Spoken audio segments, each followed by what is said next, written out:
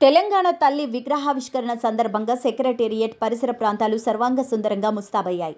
ముఖ్యంగా విద్యుత్ కాంతుల వెలుగు జిలుగులతో తళుకులీనుతున్నాయి. ప్రజాపాలన విజయోత్సవాల ముగింపు రోజైన 9వ తేదీ సాయంత్రం 6 గంటలకు ముఖ్యమంత్రి రేవంత్ రెడ్డి సచివాలయ ప్రాంగణంలో లక్షలాది మంది మహిళల సమక్షంలో తెలంగాణ తల్లి విగ్రహాన్ని ఆవిష్కరించబోతున్నారు. సచివాలయంలో తెలంగాణ తల్లి విగ్రహావిష్కరణ కార్యక్రమానికి రాష్ట్ర ప్రభుత్వం తరపున మంత్రి పొన్నం ప్రభాకర్, పలువురు నేతలు, వీఐపీలు, ప్రముఖులను ఆహ్వానించారు. శనివారం గవర్నర్ జిష్ణుదేవ్ వర్మ, ప్రతిపక్ష నేత బీఆర్ఎస్ అధినేత కేసీఆర్, కేంద్ర బొగ్గు గనుల శాఖ మంత్రి, బీజేపీ రాష్ట్ర అధ్యక్షులు కిషన్ రెడ్డిలకు ఆహ్వాన పత్రిక అందించారు. ఎంపీ అనిల్ కుమార్ యాదవ్, ప్రభుత్వ సలహాదారు హర్కర వేణుగోపాల్, హైదరాబాద్ కలెక్టర్ అనుదీపులతో కలిసి మంత్రి పొన్నం ఉదయం తొలుత రాజ్భవన్కు వెళ్లారు. తెలంగాణ తల్లి విగ్రహ రూపకల్పన, ఆవిష్కరణ కార్యక్రమం గురించి గవర్నర్కు వివరించి ఆహ్వాన పత్రికను అందజేశారు. అనంతరం దిల్కుశ అతిథి గృహానికి వెళ్లి కేంద్ర మంత్రి కిషన్ రెడ్డిని కలిసి ఆహ్వానించారు.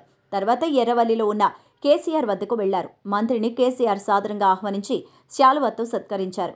తెలంగాణ తల్లి విగ్రహావిష్కరణ ప్రజాపాలన వేడుకలకు రావాలంటూ కేసీఆర్కు పొన్నం ఆహ్వాన పత్రికను అందజేశారు. ఈ సందర్భంగా మంత్రి తదితరులు కేసీఆర్తో కలిసి భోజనాలు చేశారు.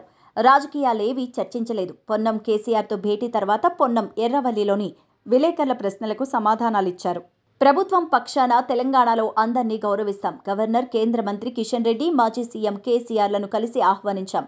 ఈ భేటీలో రాజకీయ అంశాలేవీ మాట్లాడుకోలేదు. విగ్రహం రూపంపై ఎలాంటి చర్చ జరగలేదు. విగ్రహం ఏర్పాటు విషయంలో ప్రతిపక్ష పార్టీగా వారి అభిప్రాయాలు వారికి ఉంటాయి. ఇప్పుడు జరిగింది మర్యాదపూర్వక భేటీ మాత్రమే. మధ్యాహ్న సమయం కావడంతో కేసీఆర్ ఆహ్వానం మేరకు భోజనం చేశాం.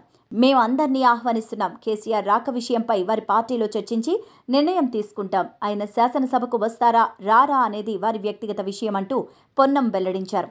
ప్రజాపాలన విజయోత్సవాల్లో భాగంగా సాయంత్రం నిర్వహించే ఎయిర్ షోకు భారీ సంఖ్యలో నగర ప్రజలు హాజరయ్యే అవకాశం ఉన్నందున వారికి ఇబ్బందులు కలగకుండా చర్యలు తీసుకోవాలని సీఎస్ సూచించారు.